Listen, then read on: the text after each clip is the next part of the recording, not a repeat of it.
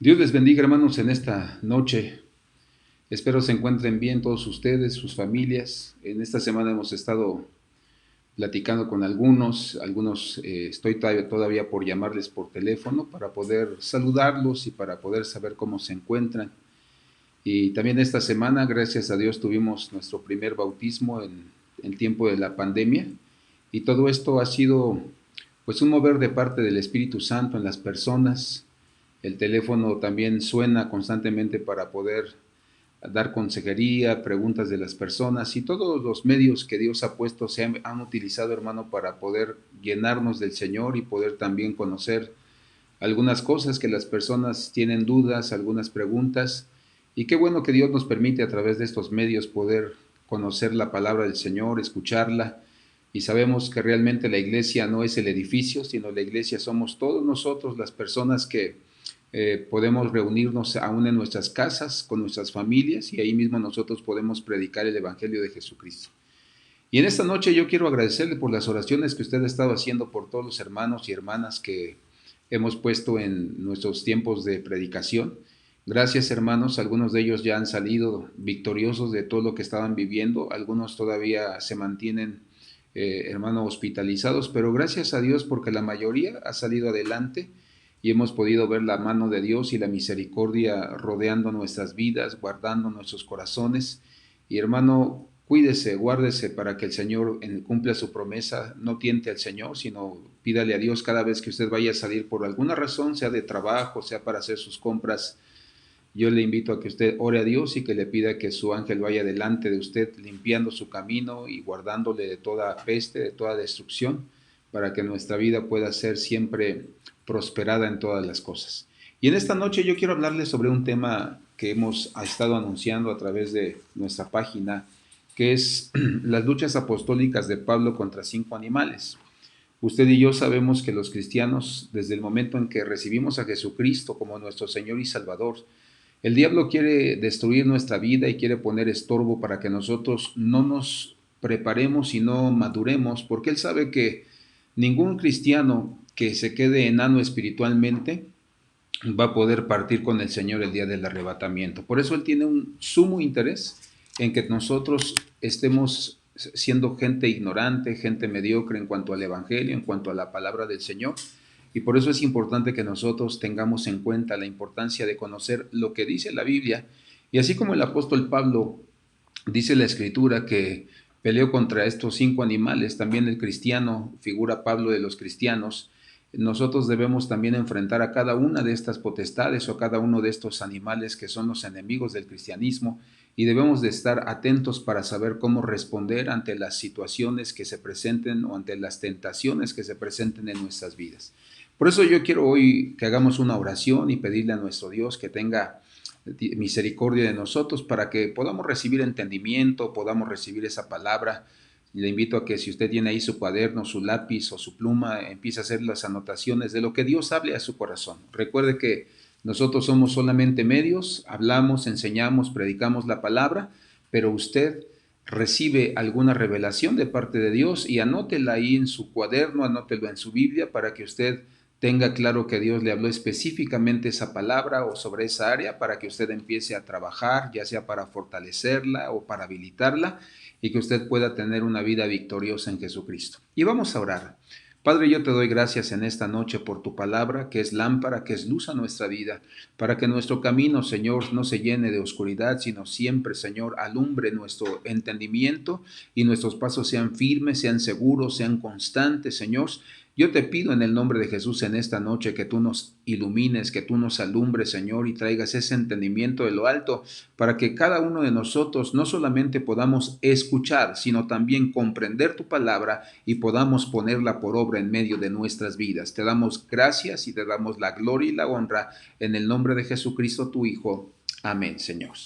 Como decíamos, hoy en nuestros días estamos viviendo los tiempos, hermano, más difíciles, los últimos tiempos, han declarado algunos escatólogos, y nosotros sabemos que el cristiano nunca se rige por las fechas del calendario o por el tiempo cronos, sino nosotros nos debemos de dirigir por los eventos que menciona la Escritura que van a suceder o que van a acontecer en los últimos tiempos en los que nosotros nos encontramos viviendo.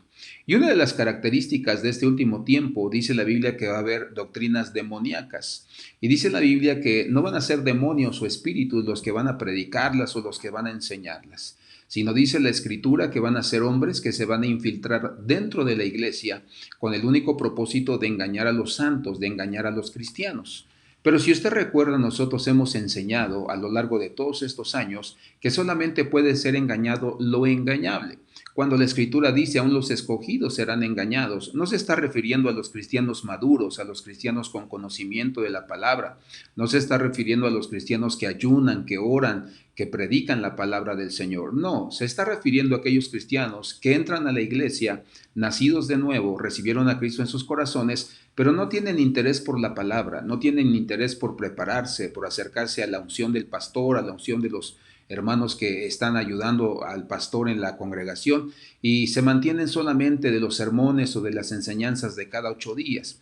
Entonces, esas a las personas que menciona la Biblia, que aún los que, hermano, conocen serán engañados. Pero nosotros somos llamados en varias partes de la Escritura, desde el libro de los Salmos, en los profetas, aparece la palabra vivientes, y la palabra viviente significa aquellos cristianos que no solamente conocieron a Jesucristo, sino que se santifican, aquellos que se consagran, que sirven al Señor, que aprenden la palabra del Señor, que la memorizan, que la ponen por obra, y que cada uno de nosotros, hermano, necesitamos llegar a cierta estatura, dice la Biblia en el libro de Efesios capítulo 4, a la estatura del varón perfecto llamado Jesucristo.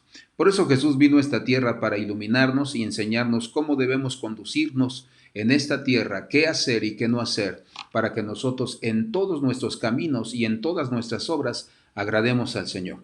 Por eso este tema es muy importante. Hoy en día usted debe de cuidar la doctrina, conocer la doctrina de Jesucristo, para que nosotros podamos, hermano, caminar rectamente y no ser engañados. Y yo quiero ver el primer ejemplo.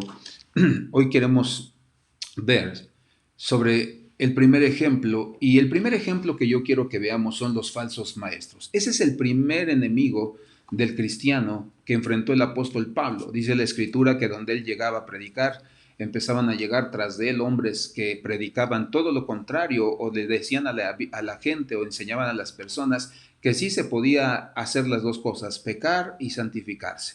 Pero la Biblia nos enseña que son falsos maestros, que lo único que quieren o el único propósito de ellos es que el cristiano no se limpie, no limpie sus vestiduras, no limpie su alma y no se consagre, porque él sabe que va a haber un día del arrebatamiento de la iglesia, y si la iglesia, si el cristiano no se prepara, no va a ser arrebatado ese gran día, hermano, y se quedará a la tribulación. Por eso vayamos a nuestro texto base, que es el segundo libro de Pedro, capítulo 2, versículo 1. Dice así: pero hubo también falsos profetas entre el pueblo, como habrá entre vosotros falsos maestros, que introducirán encubiertamente herejías destructoras y aún negarán al Señor que los rescató, trayendo sobre sí mismos destrucción repentina. El apóstol Pedro nos enseña que en el tiempo del Antiguo Testamento se levantaron muchos falsos profetas, y cada uno de ellos estorbaba al pueblo en lugar de acercarlo a la verdad del Señor. Pero el apóstol nos enseña que en los postreros días o en los últimos tiempos, antes de que el Señor venga por su iglesia y antes de que venga el Señor en el Armagedón, dice la Escritura que se levantarán falsos maestros. Por eso nosotros debemos detectar cuáles son las características de cada uno de ellos, para que nosotros podamos identificarlos inmediatamente y que nosotros podamos, hermanos, ser guardados de ellos. La primera característica de un falso maestro es que están ellos interesados más en ser populares que en decir la verdad a la congregación. Hemos dicho más de una vez que esos falsos maestros son aquellos que le dicen a la gente lo que ellos quieren oír, lo que ellos quieren escuchar. Y hoy en día la mayoría de los creyentes quieren escuchar, hermano, que son la niña de los ojos de Dios, que Dios los tiene esculpidos en su mano. Le dicen que Dios los va a prosperar, que tienen que sembrar primero para que Dios los prospere y que ellos verán la gloria del Señor y que son instrumentos de justicia, instrumentos de bendición, pero nunca hablan la verdad, que para poder ser un instrumento de bendición hay que pagar el precio de la santidad, de la obediencia, de la rectitud, de la integridad. Por eso nosotros nos damos cuenta que la Biblia nos deja ver un claro ejemplo de lo que son los falsos maestros. En el libro de Reyes capítulo 22, solamente te voy a dar la cita, después la puedes leer con mucho cuidado y con mucha atención.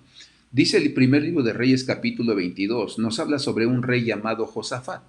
Dice la Biblia que uno de sus consejeros, hermano, era un sacerdote llamado Sedequías, un falso profeta, un falso maestro. Dice la escritura que este falso maestro, en aquel momento cuando Josafat le dijo que si tenían que salir a la guerra contra el pueblo de los sirios, dice la escritura que este falso profeta se puso unos cuernos de hierro y entonces empezó delante de él como si fuera un toro, ¿verdad? Y decía, así vas a acabar con tus enemigos, con los sirios, los vas a destrozar, los vas a acabar. Pero dice la escritura que había otro profeta llamado Miqueas, el que escribió el libro de Miqueas. Dice la escritura que este era un profeta verdadero. Y dice la escritura que este hombre le dijo, no salgas a la guerra porque no es la voluntad del Señor, no te va a dar la victoria, Él no va a estar contigo. Y dice la escritura que en el tiempo del rey Josafat, este sacerdote Sedequías era popular, sus dichos, sus enseñanzas eran populares, toda la gente lo amaba, toda la gente le aplaudía. Y entonces dice la escritura que Josafat salió a la guerra y dice que su muerte fue trágica delante del pueblo y todos se entristecieron y todos perdieron la batalla.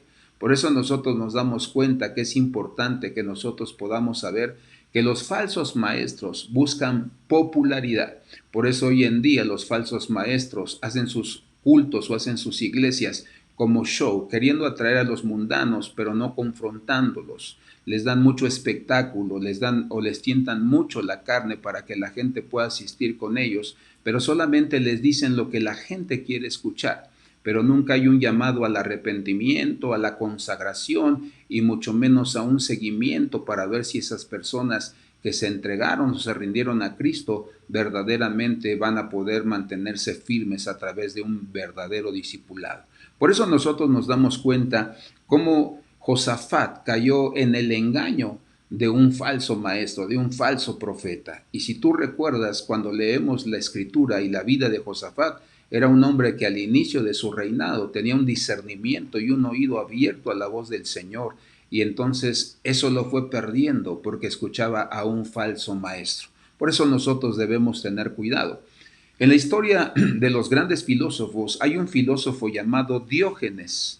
Se dice que este era un gran filósofo, ¿verdad? Y aparte de eso era cínico. Y desde aquel tiempo ya existían los falsos maestros.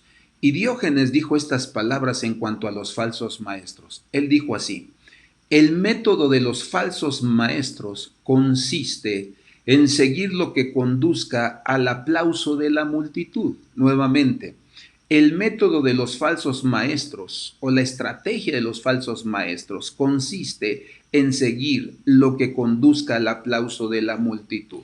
Por eso decimos que estos falsos maestros buscan la popularidad, el ser populares, el ser famosos, en lugar de decir la verdad y enseñar la verdad. Esa es la primera característica. Recuerda que Jesucristo nunca fue popular, hermanos, sus adversarios lo odiaban. La gente que estaba consciente de lo que predicaba y que entendía le seguía, se arrepentía de sus pecados y cambiaba una vida nueva. Pero la gente adversaria al Señor Jesucristo lo aborrecía, hermano, porque Él nunca fue popular. Los apóstoles nunca fueron populares, hermano. Por eso nosotros debemos identificar esta primera característica. La segunda característica que nosotros podemos encontrar es que son disolutos en su vida personal. La palabra disoluto significa irreverente, libertino, corrupto. Y el libro de Isaías 28 y el libro de Jeremías 24, verso 14 al 23 y verso, hermano, 14 al 23, nos dice cómo eran los profetas del tiempo de Jeremías y de Isaías. Dice así: en los profetas de Jerusalén he visto cosas terribles. Cometen adulterios, andan en mentiras y fortalecen las manos de los malos. Hacen errar a mi pueblo con sus mentiras y sus lisonjas o sus piropos. Dice la escritura que en lugar de poder santificar a la iglesia, la seducían para hacer lo malo. Por eso hoy en día nos damos cuenta que hay muchos más falsos maestros que predican la palabra, pero son adúlteros, predican la palabra, pero son mentirosos, dicen, pero no hacen lo que ellos enseñan. Entonces, vemos cómo los falsos maestros tienen una vida de libertinaje, una vida donde ellos le enseñan al pueblo que se puede hacer todo. Hoy en día está muy común escuchar esa falsa doctrina que la salvación no se pierde. Por eso nosotros necesitamos entender muy importante esto, hermano, que la salvación sí se pierde. Por eso nosotros debemos entender que estos falsos maestros a nosotros nos enseñan a ser inmorales, a seguir tomando, a seguir mintiendo, a seguir golpeando a la mujer. Hay libertad para ello. Estoy recordando que una mujer hace unos días anteriores, hermano, me contaba y me decía que hay una iglesia donde ella asiste y donde hay una selección de personas, y la selección de personas es desde los más ricos hasta los más pobres, y se les atiende mejor a los de mayor economía que a los más pobres. Por eso nosotros nos damos cuenta que esto es muy importante. Nosotros debemos tener cuidado de los falsos maestros. Yo siempre he dicho que las tres características de una iglesia que tiene temor del Señor: número uno, que el que te predica la palabra, hermano, viva la palabra, que el que te predica la palabra te enseñe con su vida, con su estilo de vida, que realmente está haciendo lo que te está enseñando. Número dos, que haya una alabanza con libertad, donde tú puedas adorar y cantar con libertad, hermano, y que el que está dirigiendo la alabanza no se sienta artista o no se sienta estrella, porque cuando comienzan a sentirse estrellas o artistas, entonces buscan la gloria propia, y la luz que brilla es la luz propia de ellos, pero no la luz del Señor en medio de sus vidas. Por eso nosotros debemos saber que esas son las dos primeras características. Y la tercera, que si se te predica algo, se te predique lo que dice la Escritura, no lo que la gente piensa, no doctrinas inventadas. Por eso nosotros debemos saber que los falsos maestros, su vida deja mucho que decir y mucho que desear, porque no viven lo que enseñan. La tercera característica de los falsos maestros es que apartan a las personas de Dios en lugar de acercarlos a ellos.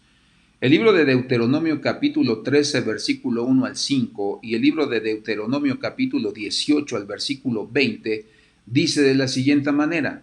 Estoy resumiéndolo nada más. Dice que el maestro que invite al pueblo a ir detrás de dioses ajenos debe ser destruido sin piedad. Cuando hay ministerios o cuando hay falsos maestros que en lugar de llevarte a acercar a Dios, a santificarte, hermano, a ser íntegro, a ser un hombre que camine en la verdad, te llevan al camino contrario, entonces nosotros necesitamos entender que es un falso maestro. ¿Y cómo es que tú identificas que es un falso maestro el que está detrás de un púlpito? Cuando la gente, en lugar de hablarte de lo que Dios le habló a su corazón, de lo que Dios le mostró en medio de la palabra predicada, hablan más del personaje o del predicador que del Señor. Y en los eventos hablan más de lo que sucedió que de lo que Dios hizo, que de lo que Dios habló. Y en realidad, cuando uno escucha la palabra del Señor, uno debe de tener muy claro qué me habló el Señor a mí. Si yo hablo más del personaje o del lugar o de lo que sucedió en el culto, pero no hablo de lo que Dios habló a mi corazón, esa fue una falsa enseñanza, porque la verdadera enseñanza nos confronta y nos deja ver no solamente nuestra necesidad, sino lo que Dios quiere y los retos de Dios para nuestras vidas. Por eso la gente, después de que se le predica, empieza a sentir el deseo de servir a Dios, empieza a tener la necesidad de consagrarse más, de santificarse más, porque ha recibido palabra del Señor. Esa es la primera fiera contra la que el apóstol Pablo se enfrentó, los falsos maestros.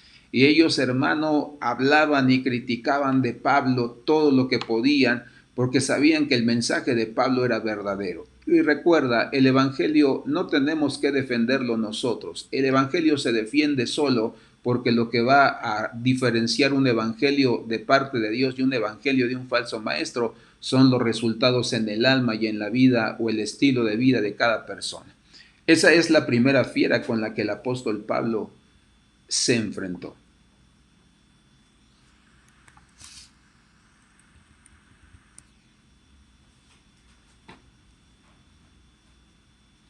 La segunda fiera con la que el apóstol Pablo se enfrentó fueron los lobos. El libro de Hechos, capítulo 20, versículo 29.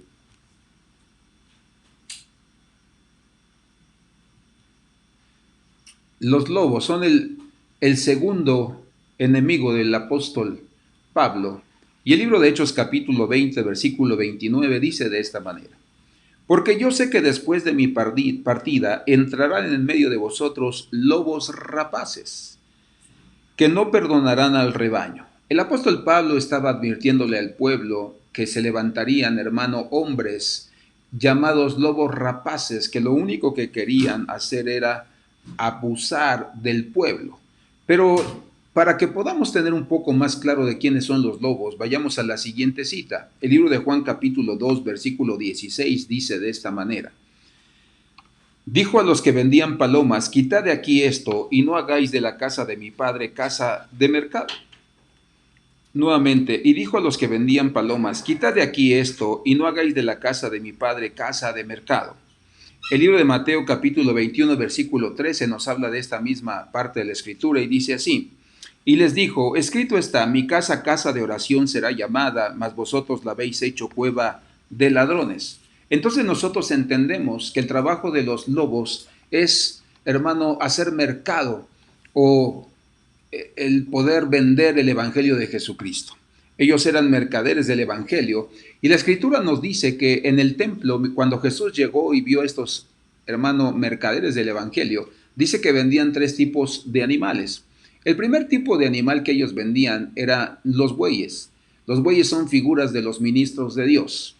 El segundo tipo de animales que vendían eran las ovejas, figura de la iglesia.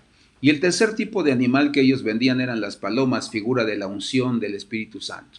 Entonces nosotros nos damos cuenta que los bueyes, hermano, negocian, los bueyes, símbolo de los ministros, de los pastores, pueden negociar el evangelio. Cuando un pastor, cuando un ministro se tuerce, hermano, en sus caminos y empieza a entrar la avaricia a su corazón, comienza a ver el evangelio como una ganancia y no como lo que Dios quiere, anunciar la verdad y darle a conocer a la gente quién es Jesucristo y lo que vino a hacer por nosotros a esta tierra.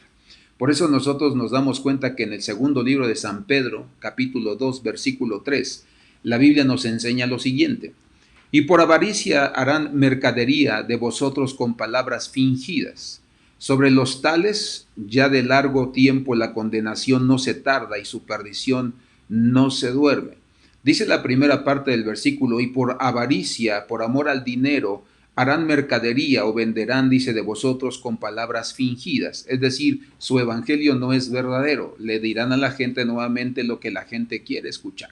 Si tú recuerdas, en la escritura nos dice el libro de Números que había un hombre llamado Balaam, era profeta del Señor. Pero dice la Biblia que llegó un rey mundano, el rey de Madián, y le ofreció dinero para maldecir al pueblo de Israel. Dice la Biblia que Balaam el profeta vendió su don, vendió el talento que Dios le había dado por amor al dinero. Después vemos en el libro de los Hechos cómo un hombre llamado Simón, que había sido mago, vio cómo Pedro y Juan ponían la mano sobre las personas y recibían el don del Espíritu Santo, el bautismo del Espíritu Santo. Y dice la Biblia que se acercó a Pedro y le dijo, quiero comprar con mi dinero eso que tú haces para que cuando yo ponga la mano sobre los hombres y las mujeres, también reciban el Espíritu Santo.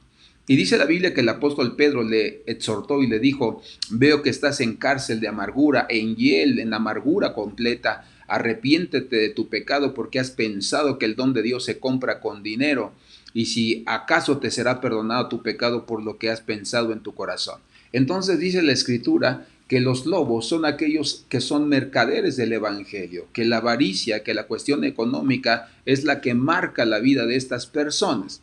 Por eso cuando un ministerio, cuando un predicador solamente está hablando de dinero y que tienes que dar y que tienes que sembrar y que solamente así vendrá tu bendición y que tu bendición mientras más des mayor será, esto solamente nos habla de los lobos, de los mercaderes del evangelio.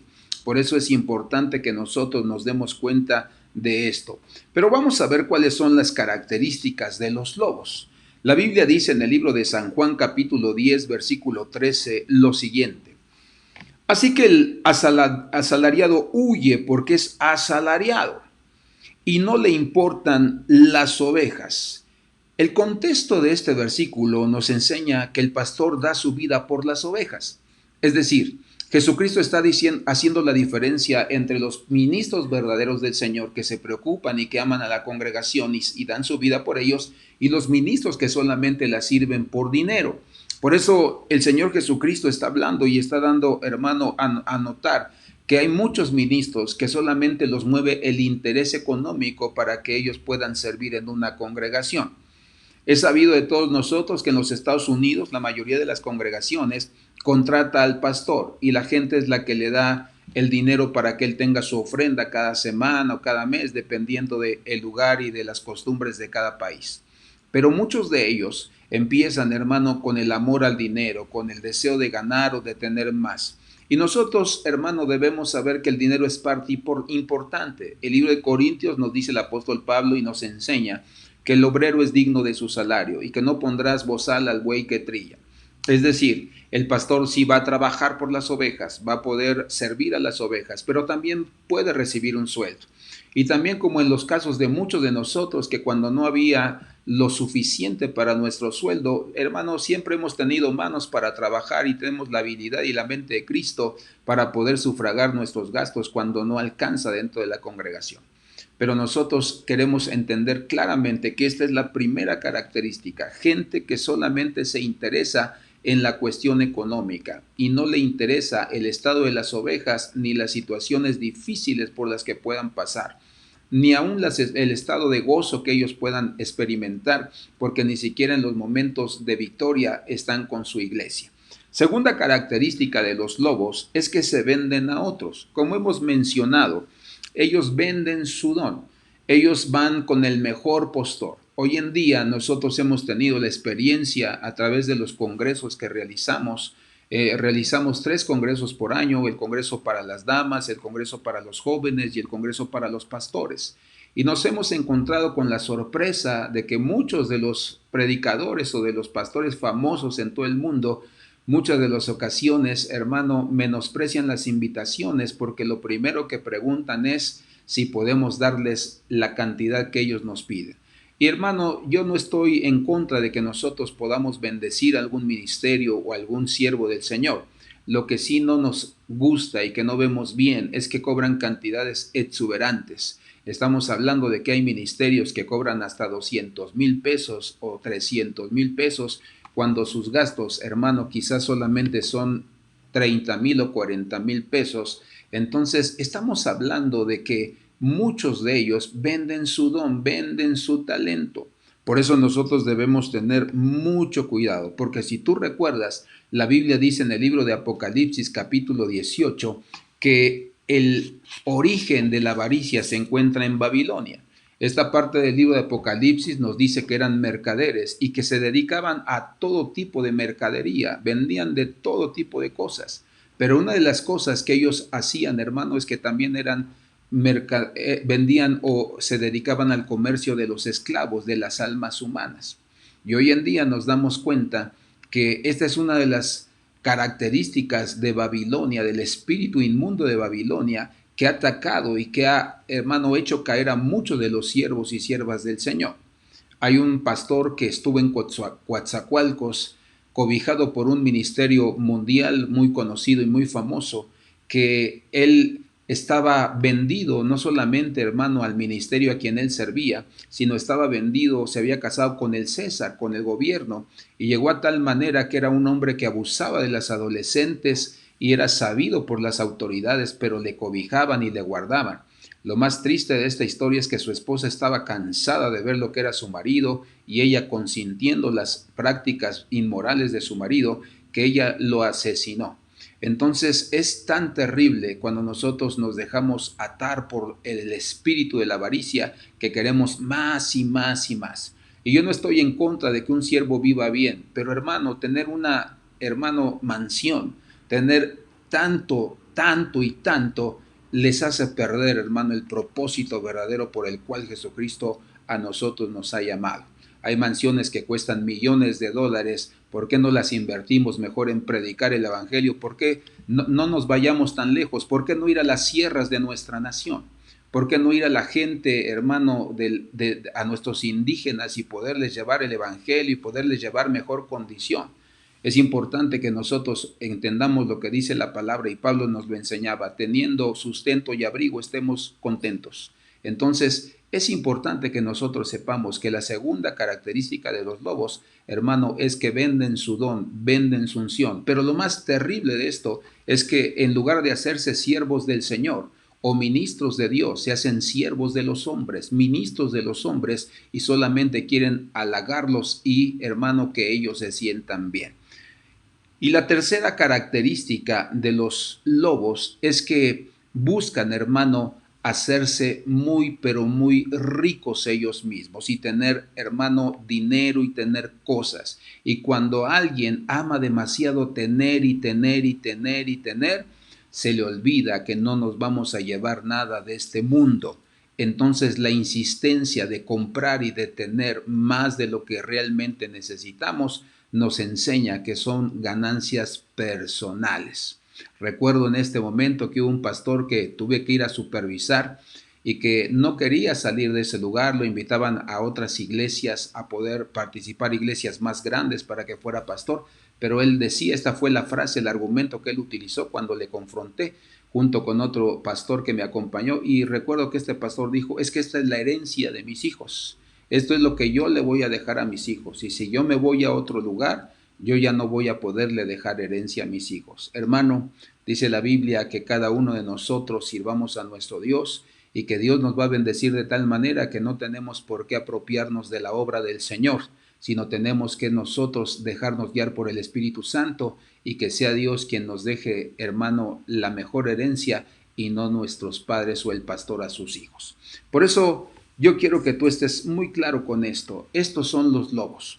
Y el libro de Miqueas capítulo 3 versículo 12 nos dice de la siguiente manera: sus jefes juzgan por cohecho y sus sacerdotes enseñan por precio, y sus profetas adivinan por dinero, y se apoyan en Jehová diciendo: ¿no está Jehová entre nosotros? No vendrá mal sobre nosotros. El libro de Tito capítulo 1 versículo 11 dice de la siguiente manera: a los cuales es preciso tapar la boca, que trastornan casas enteras, enseñando por ganancias deshonestas lo que no conviene. Dice la Biblia que convierten el evangelio, la predicación, en un negocio sucio, donde ellos lo único que quieren es endulzarle el oído a las personas para poder despojarlos, o como dicen en mi pueblo, despelucharlos, desplumarlos. Por eso es importante, hermano, que tú entiendas: yo te he enseñado a ti que yo tengo la responsabilidad y la obligación de visitarte, pero no debo estar yo metido en tu casa con insistencia, que todos los días o una vez o dos a la semana yo esté con insistencia metido en tu casa. Cuando un siervo de Dios insiste en estar en la casa de un hermano, en la casa de un hermano, en la casa de una familia, y por lo regular son familias que tienen, hermano, economía, que tienen con qué responder económicamente, esto es un gran peligro, porque solamente buscan a las personas para saber qué pueden sacar de ellas. Y yo te he enseñado el principio del libro de los Hechos: más bienaventurado es el dar que el recibir. Por eso nosotros debemos tener la mentalidad de dar y no de estar recibiendo, y mucho menos pidiendo. Tú sabes muy bien que todos los servidores de la congregación, los que nos ayudan a cuidar a las ovejas, a las visitas, a orar por los enfermos, a orar por los endemoniados, todos ellos tienen como regla en este lugar que está prohibido pedir dinero, está prohibido pedir favores constantemente. ¿Por qué? Porque entonces vamos a ver a las ovejas como si fueran para nuestro beneficio, y no, hermano. Es importante que tú sepas que el siervo de Dios tiene que visitarte, tiene que darte una vueltecita de vez en cuando, pero no puede estar viviendo en medio de tu casa o estando constantemente cerca de ti.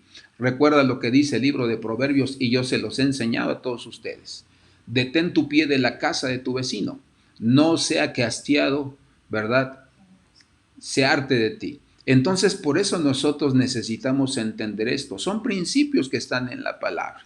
Aún nosotros como familia no podemos estar en la casa de los nuestros todos los días, hermano, y siendo carga para que nos, hermano, den de lo que nosotros necesitamos. No, hermano. Nosotros necesitamos tener siempre muy claro que los siervos de Dios no deben estar metidos en nuestra casa siempre. En el antiguo tiempo de los apóstoles, después de que Jesucristo partió al cielo, hermano, ellos hicieron una serie de reglas para la iglesia de su tiempo, para que la iglesia pudiera caminar en rectitud, aparte, hermano, de la palabra que enseñaban a través del Antiguo Testamento. Esta enseñanza se llamaba la didache, o la didache, está en otras versiones, pero esta enseñanza era un conjunto de reglas para todos aquellos, hermano, que eran congregantes y para los que predicaban. Y la didache dice de esta manera, hablando de los profetas, de los apóstoles y de los maestros y de los pastores, dice: todo profeta que llegue a vosotros o que llegue a tu casa ha de ser recibido como si fuera el Señor. Es decir, hay que darle honra, hay que darle su lugar porque tiene la unción del Señor. Dice, pero no se quedará por más de un día o hasta 2. Si se queda 3 días, entonces es un falso profeta. Al partir, el apóstol, profeta o maestro no aceptará nada sino solamente pan para sustentarse hasta que llegue al siguiente lugar para hospedarse. Si te pide dinero, es un falso profeta. Entonces nosotros nos damos cuenta que desde entonces los apóstoles se habían dado cuenta que había muchos falsos maestros, falsos profetas, pastores, que lo único que querían era despojar a la gente. Y hermano, todos ellos son muy labiosos, tienen dulce en sus labios para convencer a las personas, que las personas se compadezcan, que las personas muevan sus corazones a favor de ellos para que tú les des económicamente. Yo recuerdo que cuando me entregué por primera vez a Jesucristo, yo, hermano, estaba en la iglesia y había un pastor que me buscaba mucho. Y me acuerdo que el pastor me veía la ropa y en una ocasión me agarró y me dijo: me gusta mucho tu camisa. Lástima que yo no me he podido comprar una camisa en muchos años. Yo no he tenido el privilegio de ir a una tienda, de estar delante de un aparador y decir, esa me gusta, ese color es el que yo quiero. Y como yo era recién convertido, hermano, mi corazón se hizo de pollo. Y entonces yo recuerdo que yo saqué unos billetes y le dije, ¿sabe qué, hermano? Cómprese su camisa, la que usted quiera. Mire, vaya a tal lugar, hay buenas camisas, ahí vaya y cómprese su camisa. Y después, hermano, mi padre, el que me habló de Jesucristo, en la plática se enteró de eso. Y recuerdo que me dijo, te está mintiendo porque a él se le da una ofrenda muy buena en esta congregación, se le paga muy bien para todos sus gastos y lo único que hace es pedirle a las personas. Por eso, hermano, volvemos al principio que hemos enseñado, más bienaventurado es dar que recibir. Y más de una vez yo te lo he dicho, yo sé que muchos de ustedes tienen un corazón muy, muy sensible, muy generoso. Y para mí sería muy fácil, hermano, llegar con ustedes, moverles el corazón para que me den o para que me bendigan a mí. Pero yo les he enseñado, hermano, que el que nos sustenta es nuestro Señor. Y que si alguien me quiere dar algo a mí o a cualquier otro ministro, debe nacer del corazón de las personas. Yo no tengo por qué estarles pidiendo, por qué estarles, hermano, engañando para que ellos me den. Cuando alguien tiene su deseo en el corazón de bendecirme o de bendecir a cualquier otro siervo, no tiene que ser por obligación o porque nos están contando una triste historia para que nosotros les podamos dar. No, la Biblia nos enseña, hermano, que el que no trabaje, que no coma. Y si hay personas que no tienen, es porque no están haciendo su labor, ni están haciendo su trabajo, y mucho menos un siervo. Por eso nosotros debemos conocer, hermano, estas características, porque va a haber muchos siervos, o quizá ya los hay, se te han acercado con esa intención, con esa petición para que tú les des de tu dinero. Entonces, ese es el segundo animal contra el que se enfrentó el apóstol Pablo. Y el tercer animal contra el que se enfrentó el apóstol Pablo fue la serpiente. El libro de los Hechos nos dice a nosotros, hermano, capítulo 28, versículo 3. Entonces, habiendo recogido Pablo algunas ramas secas, las echó al fuego, y una víbora, huyendo del calor, se le prendió en la mano. Cuando los naturales vieron la víbora colgando en su mano, se decían unos a otros: ciertamente este hombre es homicida, a quien escapado del mar, la justicia no le deja vivir. Dice la Escritura que el apóstol Pablo llegó a una isla llamada Malta, y dice la Escritura que habían sufrido un naufragio, llegaron y salvaron la vida en esa isla, y cuando trataron de hacer fuego, dice que fue cuando la serpiente huyó del fuego, estaba entre las ramas secas que habían amontonado para hacer el fuego, y dice que se le prendió en la mano, le mordió la mano. Entonces se dice que era una de las aspides o las víboras o serpientes más venenosas de esa isla, que cuando pican inmediatamente caen muertos. Pero dice la Biblia que lo que Pablo hizo fue solamente sacudir su mano para que lo soltara, y dice que la víbora se fue, pero que a Pablo no le pasó absolutamente nada. Si tú recuerdas el segundo libro de los Corintios, capítulo 11, versículo 3, nos dice que el apóstol Pablo tenía temores. Hay tres tipos o tres niveles del temor que nosotros, hermano, podemos tener. El primero se llama temor, que Dios lo ha puesto en nuestros corazones y es como un sistema de alerta para que identifiquemos que algo nos puede suceder. La segunda, hermano, es el miedo. El miedo ya pasa a un segundo nivel y eso ya no es bueno en la vida del creyente, porque en la Escritura vemos muchos ejemplos de las malas y terribles consecuencias de gente que tuvo miedo. Pero el tercer grado es el terror, por eso viene de la palabra terrorista. Gente, hermano, que destruye, que mata. Por eso el terror, ese nivel de terror puede afectar la vida del cristiano. Entonces nosotros debemos tener solamente temor y cuidar que no pase a los siguientes dos niveles, si no nos pueden destruir. Y el apóstol Pablo dice en el segundo libro de los Corintios, capítulo 11, versículo 3, pero temo que como la serpiente con su astucia engañó a Eva, vuestros sentidos sean de alguna manera extraviados de la sincera fidelidad a Cristo. Dice la Escritura que el apóstol Pablo temía, pero no temía por él. Dice que temía por la congregación. Dice la Biblia, así como Eva fue engañada por la serpiente, dice, temo de que la serpiente venga contra ustedes como enemigo y los pueda hacer caer. Y muchas veces nosotros pensamos que la serpiente a nosotros, símbolo de Satanás, no nos puede tocar. Porque a veces nosotros pensamos que porque recibimos a Cristo en nuestro corazón como nuestro Señor y Salvador, que ya no nos va a pasar nada. Pero la Biblia nos enseña que hubo una mujer llamada Eva, que Satanás le picó la conciencia, le mordió la conciencia y le infectó con su veneno, de tal manera que dudó del Señor, lo tomó como mentiroso, le creyó a Satanás y dice que probó del fruto prohibido. Después nos damos cuenta que Jesucristo en el capítulo 3 de Génesis, hermano, menciona la profecía de lo que Jesucristo iba a venir a hacer a esta tierra y dice que le picó o le mordió en el talón o en el calcañar, dicen algunas versiones. Y Jesucristo, hermano, fue picado también por la serpiente. Y después vemos al apóstol Pablo fue picado por la serpiente. Por eso no hay ninguna garantía de que tú por ser creyente o yo por ser creyente no vamos a recibir una picadura de la serpiente. Por eso debemos conocer cuáles son sus estrategias o cuál es el modus operandi para que nosotros tengamos cuidado de ello.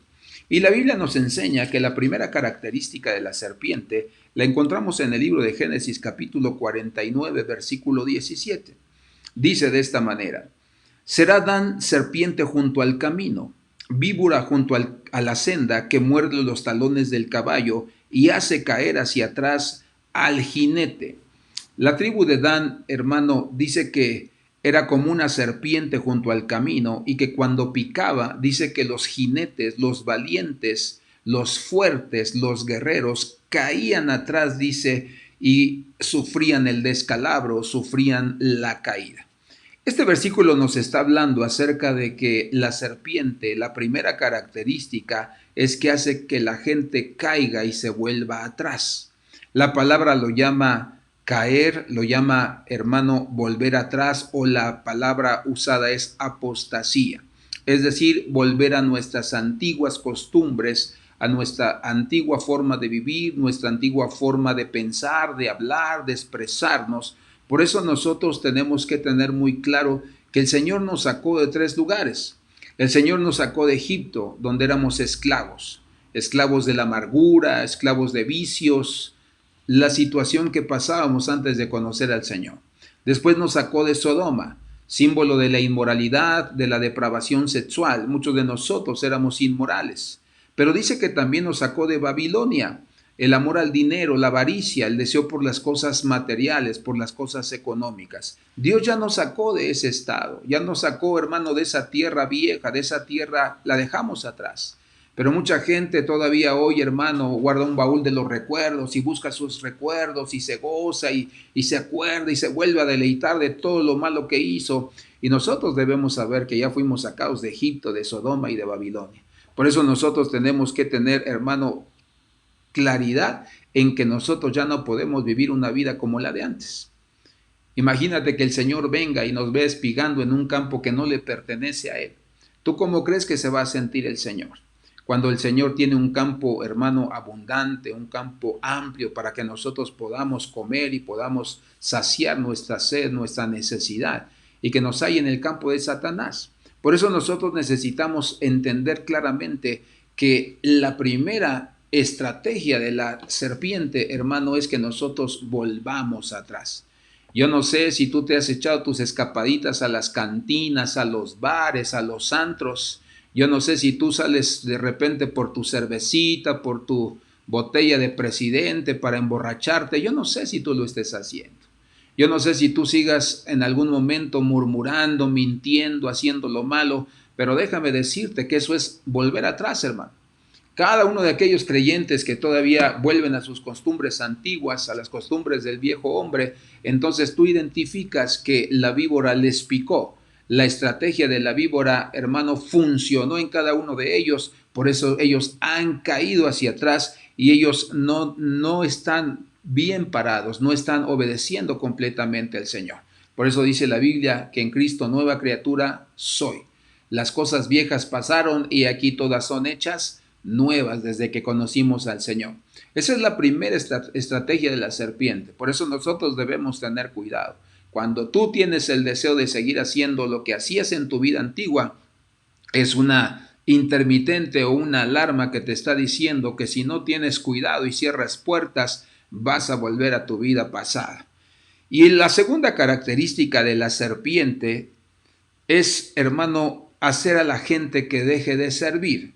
Veamos el libro de Lucas capítulo 9, versículo 62. Dice de esta manera: y Jesús le dijo: ninguno que poniendo su mano en el arado mira hacia atrás es apto para el reino de Dios.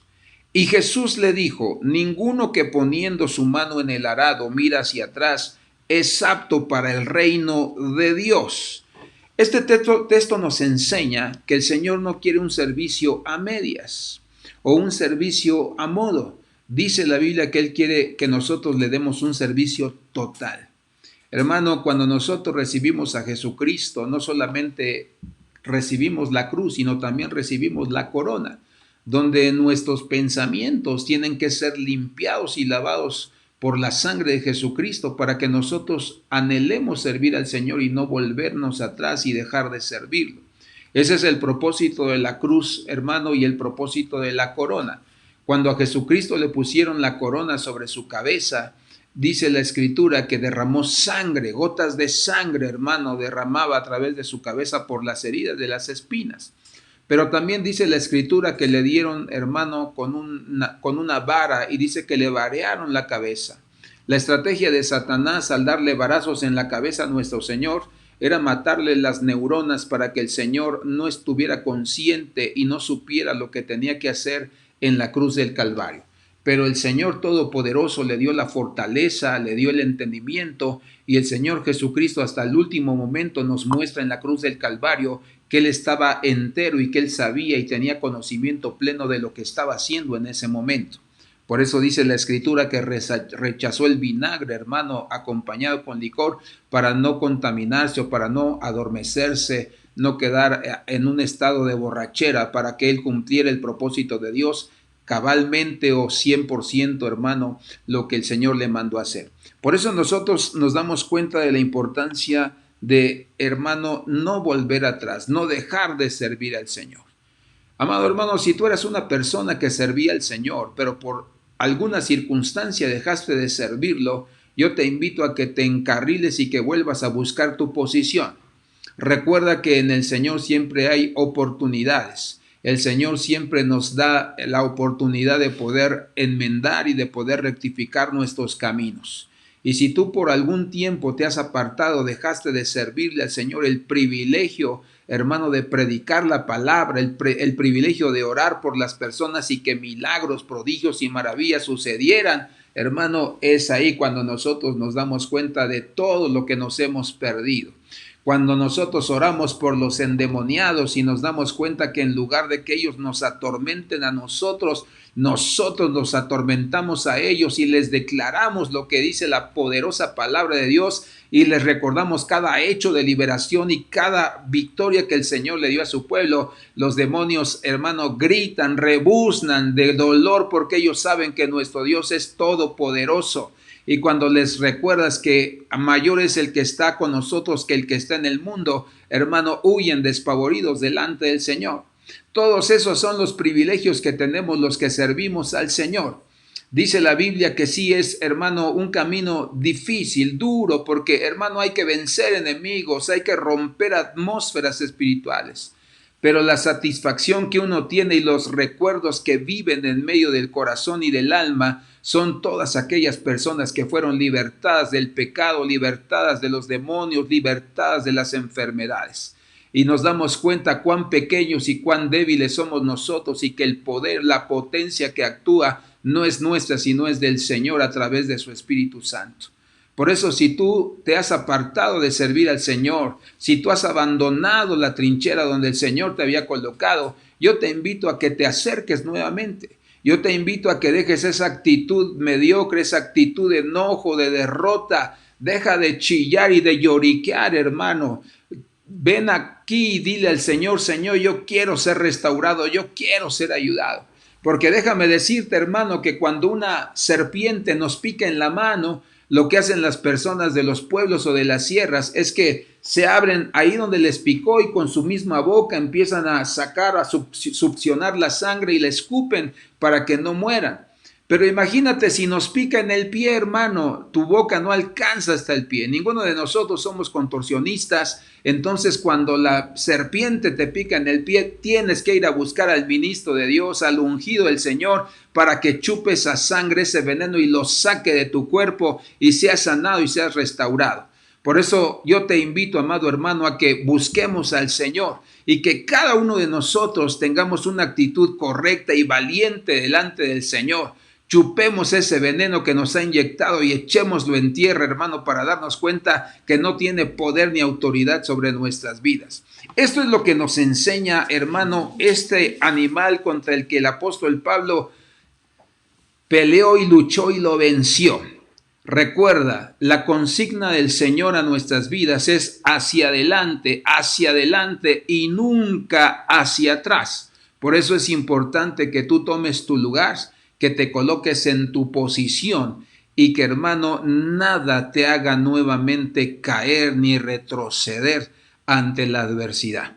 Por eso el apóstol Pablo solamente tomó su mano, sacudió a la serpiente y le dijo, fuera, vete. Y en el momento dice que la serpiente le dejó y dice que no cayó muerto ni fulminante. Y fue el momento preciso donde Pablo le predicó el evangelio a la isla de Malta y vino su rey y les predicaron a todos ellos y entonces conocieron la salvación a través de Jesucristo y que no necesitaban de hechicería ni de brebajes para poder curar a alguien con una picadura de esa serpiente, sino con el poder de Dios. Por eso son algunos de los enemigos que a nosotros nos están constantemente atacando y hay que identificarlos. Por eso es importante que nosotros no escuchemos, hermano, a los falsos maestros.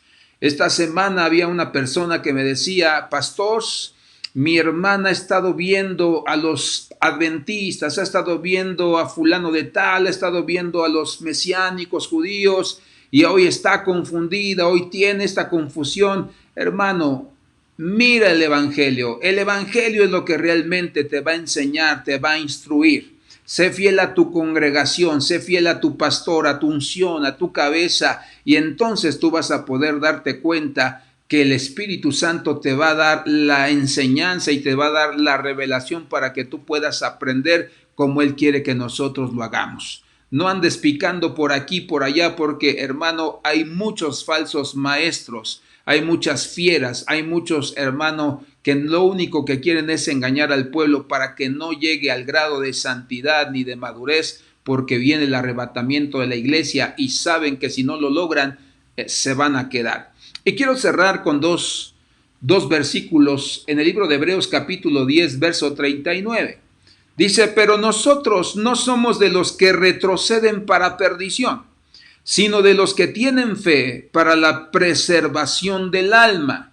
Te lo voy a leer en la versión de lenguaje sencillo, palabra de Dios para todos, dice así. Pero nosotros no somos de los cobardes que se vuelven atrás y se pierden, sino de los que se salvan por su fe. Nuevamente, pero nosotros no somos de los cobardes que se vuelven atrás, que vuelven a su vida antigua o a hacer las cosas como en la vida antigua y se pierden, sino de los que salvan su vida por medio de la fe. Por eso nosotros, hermano, en esta noche quiero dejarlo aquí y quiero que tú y yo podamos darnos cuenta que son los enemigos que vamos a enfrentar en estos últimos tiempos. Por eso nosotros tenemos que enseñar con claridad que la verdad marchitará todo error. Por eso cuando tú le hables a las personas, háblales de lo que dice la Escritura. Predícales de quién es Jesucristo. Recuerda el separador de libros que te dimos donde vienen los 5 pasos para evangelizar. Empieza a memorizarte cada uno de ellos, empieza a memorizar cada una de las citas. Si no puedes memorizarlas, haz una hoja con todas las citas escritas ahí, con cada uno de los puntos para que tú puedas compartir el Evangelio de Jesucristo. Pero hermano, yo quiero invitarte a que estés atento contra esta fiera llamada los falsos maestros, contra, hermano, los lobos que quieren entrar y despojarnos de lo poco, de lo mucho que tengamos, y contra la serpiente que lo que quiere hacer es volvernos hacia atrás para que nosotros volvamos a ser las mismas personas de antes. Yo no tolero una persona que se diga cristiana y que viva en inmoralidad. Yo no tolero una persona que sea cristiana y que siga hablando groserías y hablando cosas en doble sentido. Yo no tolero una persona que se diga cristiana y siga robando y engañando a las personas y despojándolas de lo poco, de lo mucho que tengan. Yo no consuelo, hermano, o apruebo la vida de una persona que se dice ser cristiana y está peleada con los que viven en su casa, con los hermanos, con los primos, con la familia. No concibo eso, hermano. Por eso debemos conocer la doctrina del Señor, porque es viva, porque es verdad, porque es eficaz y porque lo que hace la palabra del Señor es transformarnos y hacer cambios que van a ser, hermano, la prueba de que nosotros verdaderamente hemos nacido de nuevo y somos creyentes verdaderos. Por eso, hermano, yo quiero hacer una oración. Si tú estás batallando con alguna de estas cosas y eres un cristiano, que te crees cristiano, que crees que Cristo te va a llevar en el arrebatamiento de la iglesia, pero todavía eres inmoral, todavía tienes las costumbres del mundo, hermano, pídele perdón al Señor en esta hora. Si eres egoísta, si estás resentido, amargado, pídele a Dios perdón en esta hora y dile al Señor, Señor, yo quiero que tú me limpies, que tú me laves. Yo te entrego, Señor, toda carnalidad. Si tú te has vuelto atrás y abiertamente has negado al Señor, arrepiéntete y vuelve al camino del Señor y dile, Señor, yo quiero regresar nuevamente al camino, porque dice la Biblia que Él es misericordioso y que si nosotros tocamos, Él abrirá la puerta y entraremos y cenará con nosotros y nosotros con Él. Por eso hagamos una oración. Y si tú has tenido victoria, yo sé que te ha costado, igual dile al Señor, manténme firme, manténme victorioso, Señor, para que yo camine adelante. Padre, yo te doy gracias en el nombre de Jesús en esta hora, por tu palabra preciosa, Señor, porque sabemos que es el tiempo en que los falsos maestros, las fieras que menciona tu palabra, Señor, están saliendo, Señor, al por mayor. los falsos cristos que mencionó tu apóstol Juan en su carta, Señor. Hoy declaramos en el nombre de Jesús que nos permite, Señor, acercarnos a tu palabra. Danos luz, danos entendimiento, déjanos conocerla, Señor, de tal manera que sepamos realmente que lo que nos están diciendo procede de ti. Señor, y para que podamos identificar las mentiras, Señor, las doctrinas torcidas que muchas veces salen de sus bocas y nosotros podamos apartarnos de esos ministros, Señor, falsos ministros, que lo único que quieren hacer es cerrar al pueblo para que no llegue al nivel de consagración y al nivel de madurez que nos demanda tu palabra, porque Él sabe, Señor, ellos saben que si el pueblo no se santifica, que si el pueblo no madura, no será arrebatada, Señor, la iglesia, no serán arrebatados en ese día. Señor, también te pido en el nombre de Jesús, Señor, que nos ayudes a identificar, a discernir a los lobos, todos aquellos y aquellas mujeres, Señor, que se dicen ser ministros de Dios, pero lo único que buscan es sacar una conveniencia económica, Señor, y quieren despojar a la iglesia, quieren despojarnos, Señor. Hoy yo te ruego que nos ayudes a identificarlos, Padre, para que nosotros los exhibamos, Señor, y nosotros no nos acerquemos a ellos. Yo declaro también, Señor, que si, Dios mío, ha habido ministros como serpientes, Señor, que han venido, Dios mío, para hacernos caer, para hacernos tropezar, Señor. Yo te pido en el nombre de Jesucristo, Señor, que nos ayudes, Dios mío, a mantenernos firmes, Señor, que ningún viento de doctrina, Señor, nos aparte de la verdad, que ningún ministro, por muy carismático que sea, nos aparte de la verdad, Señor. Ayúdanos, Dios mío, a seguir avanzando, Señor. Nuestro crecimiento y nuestra sabiduría no se va a manifestar por el conocimiento que nosotros tengamos, sino por nuestros hechos, por nuestros hábitos, por nuestro estilo de vida. Ahí es donde realmente la gente conocerá si somos verdaderamente cristianos, creyentes, cuando vean nuestras buenas obras, nuestra buena palabra, nuestro buen trato, Señor, y nuestro buen consejo. Te damos gracias en esta noche y declaramos que tu Espíritu Santo nos va a instruir y nos va a enseñar de tal manera que seremos alumbrados, Señor, y creceremos como la luz de la aurora, Señor, que va de gloria en gloria. Te damos gracias y declaramos bendición y sabemos que seremos perfectos como el día, Señor, a plena luz en el nombre de Jesucristo. Amén.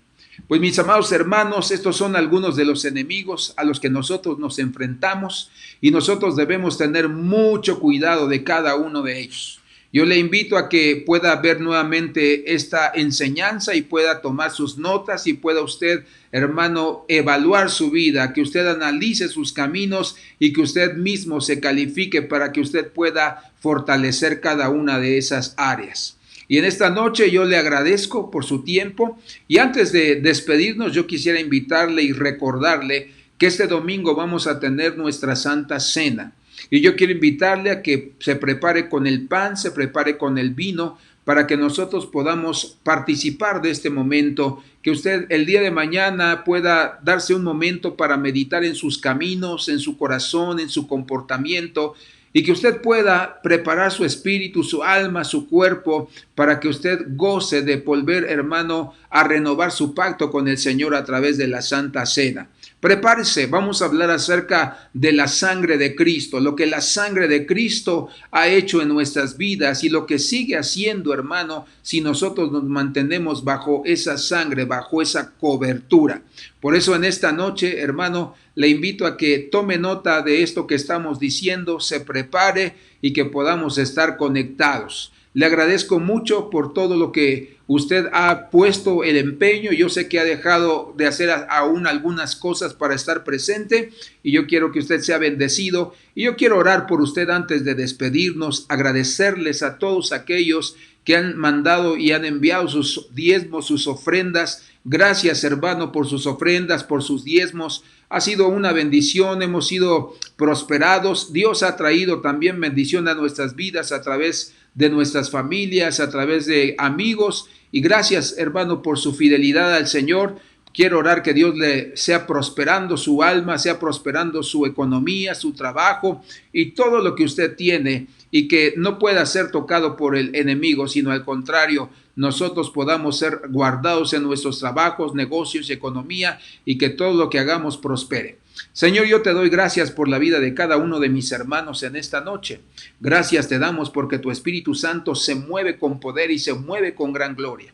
Yo te pido en el nombre de Jesucristo, Señor, que tu Espíritu Santo esté dándoles gracia a mis hermanos en sus trabajos, en sus negocios. Aquellos, Señor, Dios mío, que tienen el deseo, Señor, de emprender algún negocio, de vender alguna cosa, Señor, dales la sabiduría, muéstrales el tiempo, las formas para poderlo hacer. Pero declaramos, Señor, que tu bendición se derrama sobre todos nosotros, desde los más pequeños hasta los más grandes, y que vamos a ver, Señor, que tú sustentas nuestras vidas con lo mejor del trigo, como dice tu palabra. Bendice cada hogar, bendice cada familia, cada negocio, cada trabajo, y declaramos, Señor, que tú les prosperarás y que tú les pondrás en honra en sus trabajos, y que los mejores lugares, los mejores sitios puestos ahí en sus trabajos serán para ellos, Señor.